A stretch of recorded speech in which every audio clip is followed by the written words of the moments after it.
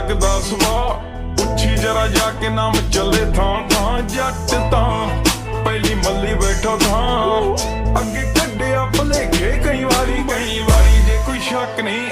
ਕਰੀ ਚੈੱਕ ਨਹੀਂ ਬੀਬਾ ਜੱਟ ਦਿਆ ਚੱਲੇ ਸਰਦਾਰੀ ਲੱਗੇ ਜੈਕ ਨਹੀਂ ਵੱਡੇ ਚੈੱਕ ਨਹੀਂ ਉੱਤੇ ਵਾਲੇ ਨਾਲ ਲਾਈ ਬੈਠਾ ਜੇ ਕੋਈ ਸ਼ੱਕ ਨਹੀਂ